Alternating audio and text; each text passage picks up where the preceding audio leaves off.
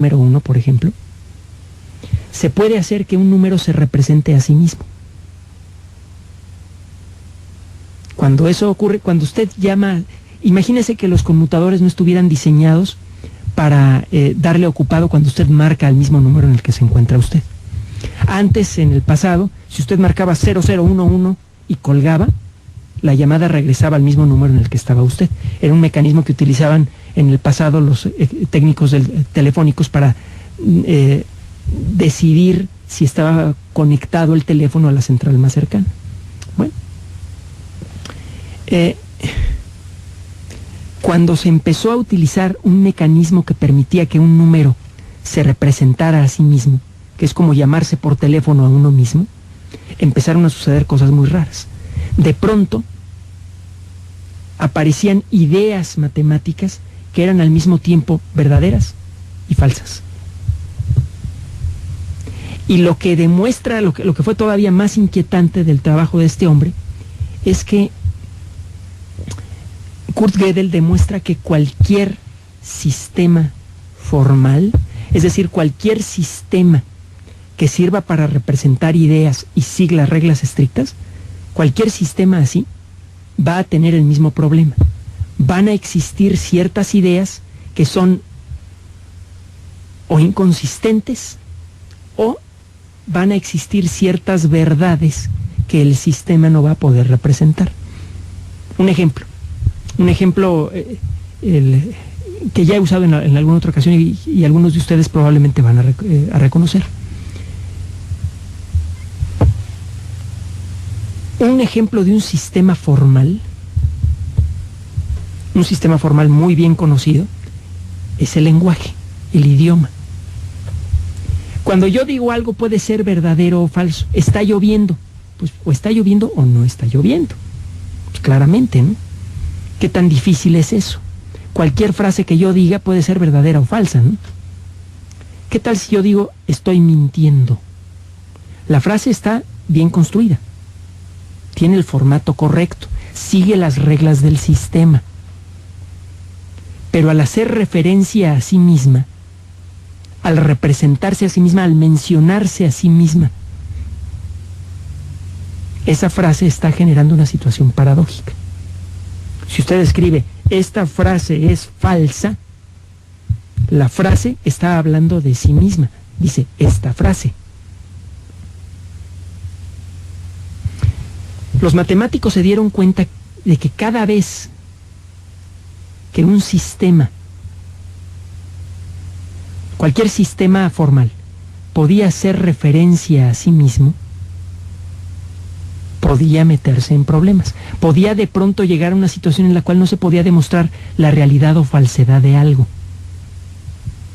Y esto fue lo que de veras inquietó mucho a los matemáticos. Ellos habían podido demostrar la verdad o falsedad de cualquier cosa que ellos quisieran. Pero ahora resultaba que no. Que hay expresiones que son verdaderas y falsas al mismo tiempo.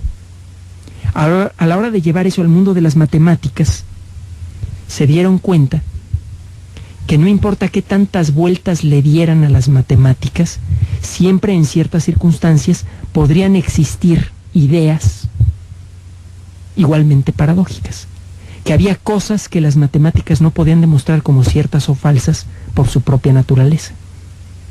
La única manera de conseguir que las matemáticas pudieran eliminar esas paradojas consistía en evitar que las matemáticas pudieran hablar de sí mismas, que usted por medio de matemáticas pudiera demostrar algo sobre matemáticas, y eso pues resulta completamente absurdo. Todos los teoremas, todas las demostraciones, por ejemplo las que aprendemos en la escuela, son procesos en donde las matemáticas hablan sobre sí mismas, en donde por medio de una técnica matemática usted demuestra que algo de las matemáticas es cierto o falso. El trabajo de Gödel salió cuando Gödel era pues, un chamaco. En cuestión de días, el nombre de Gödel estaba en boca de todos, y no solo de los matemáticos. Muchos individuos físicos, matemáticos, etcétera, se dieron cuenta que el trabajo de Gödel estaba revelando una limitación fundamental de cualquier sistema lógico. El teorema de Gödel no solamente habla de las matemáticas, habla de cualquier sistema formal, cualquier sistema que sigue reglas. Nosotros para pensar seguimos reglas también. Cada vez que un sistema es capaz de hablar sobre sí mismo, por ejemplo, esta frase es falsa en el mundo de las letras, cada vez que eso pasa, suceden cosas extrañas. Al regreso del corte, le voy a dar alguna idea de las cosas extrañas que podrían tener que ver con el teorema de Gödel. Continuamos con la parte final de este programa, elexplicador@mbs.com, con una copia a elexplicador@yahoo.com.mx. Uno de los grandes problemas del mundo de las matemáticas es que por muchas vueltas que le daban los matemáticos, no tenían forma de demostrar que cierto tipo de ideas eran falsas o correctas. Cuando eso empezó a ocurrir, en finales del siglo XIX, principios del XX, al principio los matemáticos no se inquietaron mucho, pero cuando salió el teorema de Gödel, entonces sí se detuvieron un momento para ponerse a pensar. Se dieron cuenta que muchas de las ideas más profundas que ellos y toda la humanidad habían tenido sobre las matemáticas eran falsas, eran incorrectas. Resulta que en buena parte las matemáticas tienen una ambición, si lo quiere ver usted, imposible. Una ambición que no se puede satisfacer, que nunca se va a poder satisfacer. La de poder demostrar por medio de mecanismos lógicos simples la realidad o falsedad de algo.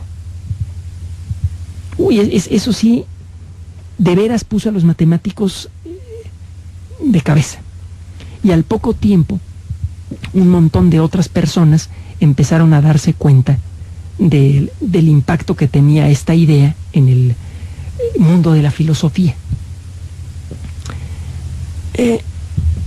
Cuando usted quiere demostrar que algo existe, que algo es cierto, utiliza, aunque use palabras, aunque trabaje como trabajan los filósofos, necesita usted un sistema formal, un sistema preciso. Por eso a veces los textos de filosofía resultan difíciles de leer. Si trata usted de leer algo de Kierkegaard, por ejemplo, le va a tomar un ratito entenderlo, porque utiliza ciertos términos para referirse a ideas abstractas y trata de ser lo más preciso posible para referirse a ideas que son muy abstractas.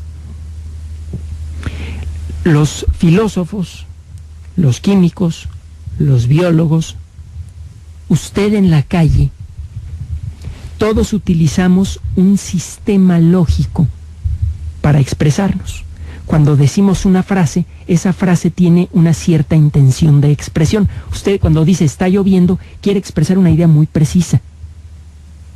Necesita usted, por lo tanto, si quiere entender cuáles son los alcances y limitaciones del lenguaje, necesita usted entender cuáles son los verdaderos alcances y limitaciones del lenguaje. Si quiere usted entender en detalle qué tanto se puede expresar, necesita estudiar el lenguaje. Los químicos, si quieren entender bien cómo funcionan los átomos y moléculas, necesitan entender el lenguaje con el cual están expresando lo que saben sobre los átomos. Los biólogos también, si queremos entender la vida, tenemos que utilizar un sistema formal, un juego de ideas lógicas interconectadas que son consistentes, es decir, que una no dice que una cosa es negra y la otra dice que la cosa es blanca, para poder hablar sobre la vida. Llega de pronto este hombre y dice, ¿saben qué? Ningún sistema formal, ninguno, y no me refiero nada más a las matemáticas, puede ser al mismo tiempo consistente y completo. Si un sistema puede demostrar la verdad o falsedad de cualquier cosa, no importa lo que sea, entonces ese sistema es inconsistente. Si trabaja usted con ese sistema, por un lado va a llegar a que X es igual a 1 y por el otro lado a que X es igual a 2. A que el vestido es blanco o el vestido es negro.